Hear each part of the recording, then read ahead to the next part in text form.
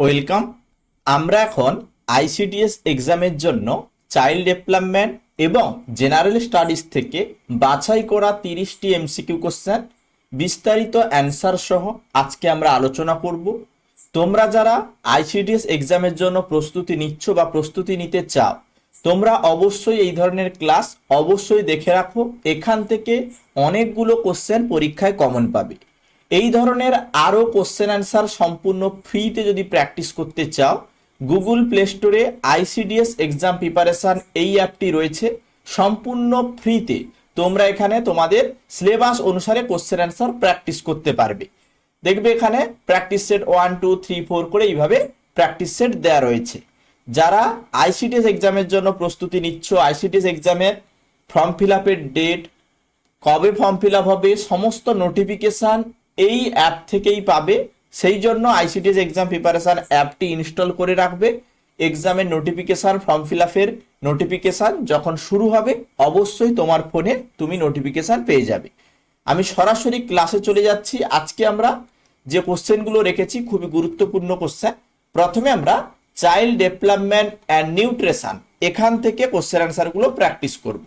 এখানে প্রথম কোশ্চেন বলেছে, পেলেগ্রা নামক এই চর্মরোগটি কোন ভিটামিনের অভাবে হয়? পেলেগ্রা নামক এই যে চর্মরোগ, পেলেগ্রা কেন হয়? ভিটামিন বি3 অভাবে। এবারে ভিটামিন বি3 রাসায়নিক নাম দেখো নিয়াসিন, সেটা আমি লিখে দিয়েছি। তাহলে পেলেগ্রা নামক চর্মরোগটি কোন ভিটামিনের অভাবে হয়? ভিটামিন বি3 বা নিয়াসিনের অভাবে হয়ে থাকে। তাহলে এখানে অপশান বি রাইট অ্যান্সার হয়ে যাবে। পরবর্তী কোশ্চেন বলেছে, মানব দেহের সাধারণ কোষে ক্রোমোজোমের সংখ্যা কত? মানব দেহের সাধারণ কোষে ক্রোমোজোমের সংখ্যা কত? 22, 23, 24 জোড়া নাকি 44টি? তো আমরা জানি 46টি মানব দেহে ক্রোমোজোম রয়েছে, অর্থাৎ 23 জোড়া। 23 জোড়া এখানে সঠিক অ্যান্সার হয়ে যাবে। 23 জোড়া অর্থাৎ 46টি ক্রোমোজোম থাকে। এর মধ্যে 22 জোড়া অটোজোম, 1 জোড়া সেক্স ক্রোমোজোম। নেক্সট কোশ্চেন, জন্মের 24 ঘন্টার মধ্যে নবজাতক শিশুকে কোন 3টি টিকা দেওয়া বাধ্যতামূলক? জন্মের 24 ঘন্টার মধ্যে নবজাতক শিশুকে কোন 3টি টিকা দেওয়া বাধ্যতামূলক? তো আমরা জানি 24 ঘন্টার মধ্যে নবজাতককে বিসিজি টিকা, ওপিভি টিকা এবং হেপাটাইটিস বি টিকা দেওয়া হয়। তাহলে এখানে অপশান সিতে দেখো বিসিজি টিকা, ওপিভি, ওরাল পোলিও ভ্যাকসিন এবং হেপাটাইটিস বি টিকা দেওয়া হয়। Option C right answer. Next, তীব্র অপুষ্টির শিকার শিশুদের চিহ্নিত করতে অঙ্গনারী কর্মীরা শিশুর হাতের ওপরের অংশের মাপ নেন। এর জন্য ব্যবহৃত যে ফিতাটি, এটাকে কি বলা হয়? তীব্র অপুষ্টির শিকার শিশুদের চিহ্নিত করতে অঙ্গনারী কর্মীরা শিশুর হাতের ওপর, এই হাতের ওপরের অংশ মাপ নেয়। এর জন্য যে ফিতে ব্যবহার করে সেটা হচ্ছে মিল্ড আপার আর্ম ক্যারিকুলাম ফেন্স, অর্থাৎ এমইউএসি, এমইউসি টেপ, এমইউএসি টেপ, যেখানে 3টি রঙের কালার থাকে এই টেপে, লাল, হলুদ এবং সবুজ। নেক্সট কোশ্চেন, লকজ, লকজ কোন রোগের অপর নাম? লকজ অ্যাকচুয়ালি টিটেনাস, এই টিটেনাস নামক ব্যাকটেরিয়া ঘটিত রোগ, যা মূলত কাটা বা ক্ষতের মাধ্যমে শরীরে প্রবেশ করে।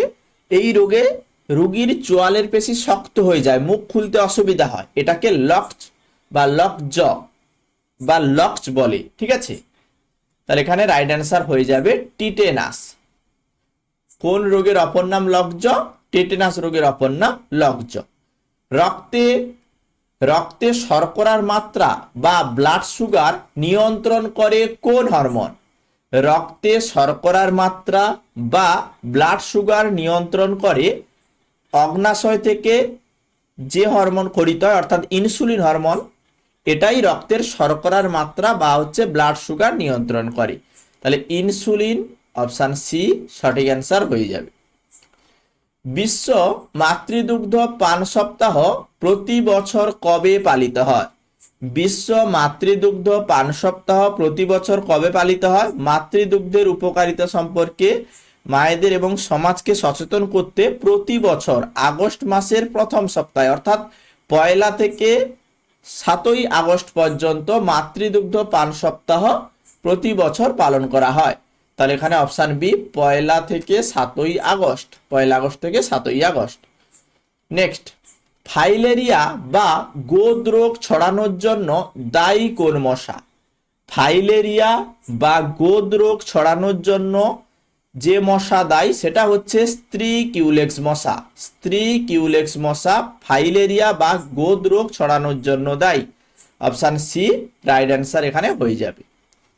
শর্করা বা কার্বোহাইড্রেট জাতীয় খাদ্য পরিপাক হয়ে মানবদেহে শেষ পর্যন্ত কোন সরল উপাদানে পরিণত হয়? শর্করা বা কার্বোহাইড্রেট জাতীয় খাদ্য পরিপাক হয়ে মানবদেহে শেষ পর্যন্ত কোন সরল উপাদানে পরিণত হয়? ভাত, রুটি, আলু এই ধরনের কার্বোহাইড্রেট জাতীয় খাদ্য, এগুলো সরল হয়ে গ্লুকোজে পরিণত হয়। তাহলে গ্লুকোজ রাইট অ্যান্সার হয়ে যাবে। নেক্সট কোশ্চেন, শিশু মনস্তত্ত্বে শিখন প্রক্রিয়ার বিখ্যাত প্রাচীন অনুবর্ত তত্ত্ব কে আবিষ্কার করেছিলেন? শিশু মনস্তত্ত্বে শিখন প্রক্রিয়ার বিখ্যাত প্রাচীন অনুবর্ত তত্ত্ব কে আবিষ্কার করেছিলেন? প্যাভলভ। প্যাভলভ আবিষ্কার করেছিলেন, ইভান প্যাভলভ এখানে অ্যান্সার হয়ে যাবে।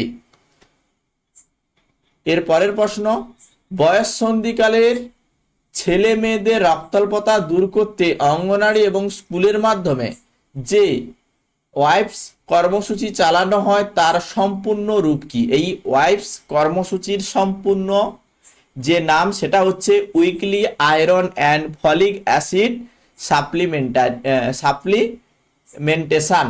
তাহলে এখানে অপশান বিতে দেখো সঠিক বানান রয়েছে, weekly iron and folic acid supplementation. ঠিক আছে, option B right answer. Typhoid রোগ মূলত মানবদেহের কোন অঙ্গকে সব থেকে বেশি ক্ষতিগ্রস্ত করে?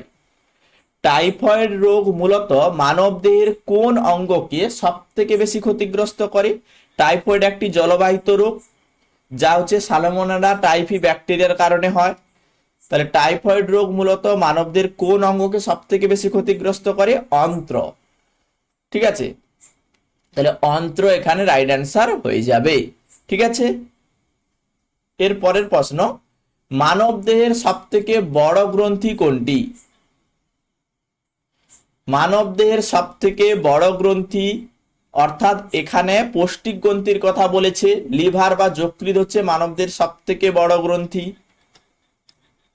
বৃহত্তম গ্রন্থি। নেক্সট প্রশ্ন বলছে, অঙ্গনারী কেন্দ্র থেকে গর্ভবতী ও প্রসূতি মায়েদের প্রতিদিনের পরিপূরক পুষ্টিতে অতিরিক্ত কত গ্রাম প্রোটিন সুনিশ্চিত করা হয়? অঙ্গনারী কেন্দ্র থেকে গর্ভবতী ও প্রসূতি মায়েদের প্রতিদিনের পরিপূরক পুষ্টিতে অতিরিক্ত কত গ্রামের প্রোটিন সুনিশ্চিত করা হয়? 18 থেকে 20 গ্রাম। অপশন বি 18 থেকে 20 গ্রাম। অর্থাৎ প্রতিদিন অতিরিক্ত 600 কিলো ক্যালোরি শক্তি প্রয়োজন হয়, যেখানে 18 থেকে 20 গ্রাম প্রোটিন সমৃদ্ধ পরিপূরক পুষ্টি দেওয়া হয়। পরের প্রশ্ন, শিশুদের হাড় ও দাঁতের গঠনের জন্য ক্যালসিয়ামের পাশাপাশি আর কোন খনিজ উপাদানটি অত্যন্ত জরুরি? শিশুদের হাড় ও দাঁতের গঠনের জন্য ক্যালসিয়ামের পাশাপাশি আর কোন খনিজ উপাদানটি অত্যন্ত জনপ্রিয়? ফসফরাস। মানুষের শরীরের প্রায় 85% ফসফরাস, যেটা হাড় এবং দাঁতের ক্যালসিয়াম ফসফেট হিসেবে সঞ্চিত থাকে। তাহলে এখানে ফসফরাস রাইট অ্যান্সার হয়ে যাবে। শিশুদের হাড় ও দাঁতের গঠনের জন্য ক্যালসিয়ামের পাশাপাশি ফসফরাস অত্যন্ত জরুরি। এবারে আমরা জেনারেল স্টাডিজ থেকে কিছু বাছাই করা কোশ্চেন আলোচনা করব। দেখো বলেছে, ভারতের লৌহ মানব নামে পরিচিত কে? ভারতের লৌহ মানব কে? সর্দার বল্লভভাই প্যাটেল। সর্দার বল্লভভাই প্যাটেলকে ভারতের লৌহ মানব বলা হয়, মনে রাখবে।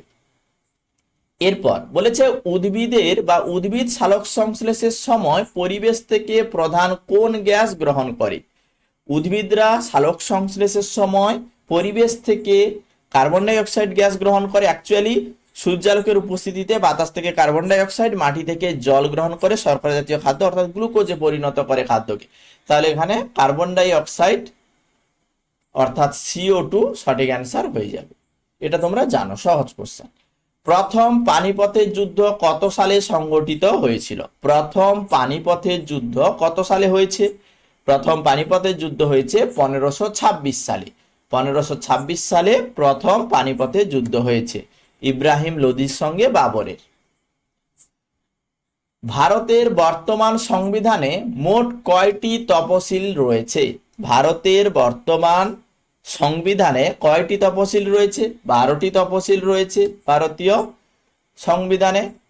1950 সালে যখন সংবিধান কার্যকর হয় তখন 8টি তফসিল ছিল, কিন্তু বিভিন্ন সময় সংবিধান এবং সংশোধনীর মাধ্যমে বর্তমানে তফসিলের সংখ্যা 12। তাহলে 12 সঠিক অ্যান্সার হয়ে যাবে। বিখ্যাত গ্রন্থ ডিসকভারি অফ ইন্ডিয়া কে রচনা করেছিলেন? ডিসকভারি অফ ইন্ডিয়া রচনা করেছিলেন কে? জওহরলাল নেহেরু। তাহলে Jawaharlal Nehru Discovery of India এটি রচনা করেছিলেন। পরবর্তী প্রশ্ন, মহাকাশে যাওয়া প্রথম ভারতীয় মহিলা কে ছিলেন? মহাকাশে যাওয়া প্রথম ভারতীয় মহিলার নাম কল্পনা চাওলা। ভারতীয় বংশগত আমেরিকান মহাকাশচারী কল্পনা চাওলা মহাকাশে যাওয়া প্রথম ভারতীয় মহিলা। Option B Kalpana Chawla answer হয়ে যাবে। ওকে, 22 নম্বর কোশ্চেন দেখো, বলেছে ব্রাহ্ম সমাজ কে প্রতিষ্ঠা করেন, বা ব্রাহ্ম সমাজ এর প্রতিষ্ঠাতা কি? ব্রাহ্ম সমাজ প্রতিষ্ঠা করেন 1828 সালে রাজা রামমোহন রায়। তাহলে রাজা রামমোহন রায় ব্রাহ্ম সমাজ প্রতিষ্ঠা করেছিলেন। তারপরে বলেছে ভারতের দীর্ঘতম নদী বাঁধ কোনটি? ভারতের দীর্ঘতম নদী বাঁধের নাম কি? হীরাকুদ। হীরাকুদ হচ্ছে ভারতের দীর্ঘতম নদী বাঁধ, যেটা উড়িষ্যা রাজ্যে অবস্থিত, সম্বলপুরের কাছে, মহানদীর ওপর এটা অবস্থিত। ঠিক আছে, তাহলে এখানে রাইট অ্যান্সার হীরাকুদ বাঁধ ভারতের দীর্ঘতম নদী বাঁধ। আর সর্বোচ্চ বাঁধ বললে উত্তরাখণ্ডের তেহরি বাঁধ, মাথায় রাখবে। পাতার সবুজ রঙের জন্য দায়ী রঞ্জক পদার্থ ক্লোরোফিল এর কেন্দ্রে কোন ধাতু থাকে? পাতার সবুজ রঙের জন্য দায়ী রঞ্জক পদার্থ ক্লোরোফিল এর কেন্দ্রে কোন ধাতু থাকে? ম্যাগনেসিয়াম, Mg ধাতু থাকে। তাহলে ম্যাগনেসিয়াম অ্যান্সার হবে। পাতার সবুজ রঙের জন্য দায়ী রঞ্জক পদার্থ ক্লোরোফিল এর কেন্দ্রে কোন ধাতু থাকে? ম্যাগনেসিয়াম। এই ম্যাগনেসিয়াম ধাতু থাকে। লোকসভায় বা লোকসভার সদস্য হওয়ার জন্য প্রার্থীর ন্যূনতম বয়স কত হতে হয়? লোকসভার সদস্য হওয়ার জন্য প্রার্থীর ন্যূনতম বয়স 25 বছর বয়স হতে হবে। 25 বছর বয়স হতে হবে লোকসভার সদস্য হওয়ার জন্য। ভারতের সশস্ত্র বাহিনীর সর্বাধিনায়ক কে হন? ভারতের সশস্ত্র বাহিনীর সর্বাধিনায়ক কে? ভারতের রাষ্ট্রপতি। তাহলে ভারতের রাষ্ট্রপতি ভারতের সশস্ত্র বাহিনীর সর্বাধিনায়ক। ওকে, পরবর্তী কোশ্চেন, হাসির গ্যাস বা লাফিং গ্যাস নামে পরিচিত রাসায়নিক যৌগ কোনটি? কি হবে অ্যান্সার? অ্যান্সার করবে, বলছে হাসির গ্যাস বা লাফিং গ্যাস নামে কোন রাসায়নিক যৌগকে ডাকা হয়? নাইট্রাস অক্সাইডকে। তাহলে নাইট্রাস অক্সাইডকে লাফিং গ্যাস বলা হয়, হাসির গ্যাস বলা হয়। N2O এখানে রাইট অ্যান্সার হয়ে যাবে। ভারতের কোন রাজ্যের বিখ্যাত শাস্ত্রীয় নৃত্যশৈলীর নাম কথাকলি? কথাকলি কোন ভারতীয় রাজ্যের মানে নৃত্যশৈলীর নাম? মাথায় রাখবে, একটা শ্লোক আছে, অন্ধ্রের কুচকুচ কেরালার কথা, পাঞ্জাব বৈশাখে ভেঙে ফেলে ছাতা, এইভাবে লাইন আছে। তো এখানে মাথায় রাখবে কেরালার কথাকলি। তাহলে কেরালার কথাকলি। ওকে, সিকিমের জীবনরেখা বলা হয় কোন নদীকে? সিকিমের জীবনরেখা বলা হয় কোন নদীকে? সিকিমের জীবনরেখা তোরসা নয়, তিস্তা হবে, তিস্তা। তিস্তা নদী সিকিমের হিমালয় থেকে উৎপন্ন হয়ে উত্তরবঙ্গ হয়ে বাংলাদেশে প্রবেশ করেছে। সিকিমের জীবনরেখা বলা হয় অ্যাকচুয়ালি তিস্তা নদীকে। এরপরে বলেছে ভারতে জাতীয় বিজ্ঞান দিবস কবে পালিত হয়? ভারতের জাতীয় বিজ্ঞান দিবসের নাম কি? কত তারিখে হয়? জাতীয় বিজ্ঞান দিবস কবে পালন করা হয়? 28শে ফেব্রুয়ারি। তাহলে 28শে ফেব্রুয়ারি জাতীয় বিজ্ঞান দিবস। মাথায় রাখবে 28শে ফেব্রুয়ারি জাতীয় বিজ্ঞান দিবস। সিভি রমন 1928 সালে 28শে ফেব্রুয়ারি রমন এফেক্ট আবিষ্কার করেছিলেন এবং নোবেল পুরস্কার পেয়েছিলেন বলে 28শে ফেব্রুয়ারিকে জাতীয় বিজ্ঞান দিবস হিসেবে পালন করা হয়, মাথায় রাখবে। ওকে, তাহলে গুরুত্বপূর্ণ 30টি কোশ্চেন আমরা আইসিডিএস এক্সামের জন্য কন্টিনিউ ক্লাসগুলো আমরা করছি। তোমরা আইসিডিএস এক্সাম প্রিপারেশন অ্যাপটি ইনস্টল করে রাখবে। আইসিডিএস এক্সামের জন্য তোমরা সম্পূর্ণ বিনামূল্যে এমসিকিউ কোশ্চেন এখানে তোমরা প্র্যাকটিস করতে পারবে। তোমাদের সিলেবাস অনুসারে তোমাদের এখানে প্র্যাকটিস সেট পরপর 1 2 3 4 করে দেওয়া রয়েছে এবং পরপর সেগুলো তোমরা আপডেট পাবে। এবং ফর্ম ফিল আপের ডেট, এক্সাম কবে হবে, সমস্ত অফিসিয়াল নোটিফিকেশন এই অ্যাপে তোমরা তোমার ফোনে নোটিফিকেশন পেয়ে যাবে। ওকে, তাহলে আজকের ক্লাস আমরা এখানেই শেষ করছি। ক্লাসগুলো যদি তোমাদের ভালো লাগে লাইক শেয়ার কমেন্ট করবে এবং বন্ধুদের সঙ্গে এটা শেয়ার করে দেবে যাতে ক্লাসগুলো আমরা কন্টিনিউ এইভাবে চালিয়ে যাই। ওকে।